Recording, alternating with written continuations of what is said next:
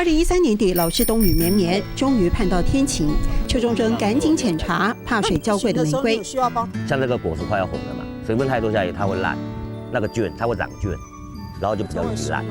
雨水挡在草莓会腐烂的果腐病，温度回升后，灰霉病又会来。草莓的病虫害很棘手，以前母亲使用农药，后来罹患癌症，刺激到邱忠贞改用无毒栽种。黄豆嘛，那个是海藻尖，那个是龙鳞蕨、糖、有机钙、牛奶。不输给人吃的自调营养剂是邱忠贞给草莓打好基底的方法，但摸索过程也失败过好几次。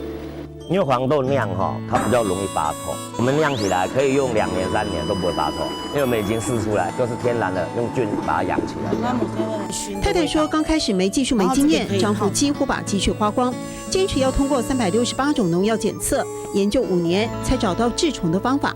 你像这个叶芽线虫的，它现在已经慢慢好了，慢慢恢复了。我也没有用药物给它控制啊，就是我们自己酿的东西，然后去买那个甲壳素下去喷。曾经没有收成，血本无归，邱忠贞熬过了。朋友或同行不看好，说不顾饭碗会吃不饱，也挺住了。太假秋宽甩矮，没人看好我，用板跟小孩一，如果坚持下去，不卡人支持我的，家人的支持。对，客家人比较应景、硬刚的精神嘛。可是我觉得是像个笨蛋吧。就像用炭火熬煮新鲜草莓无添加的果酱，也是不从利润思考才做的。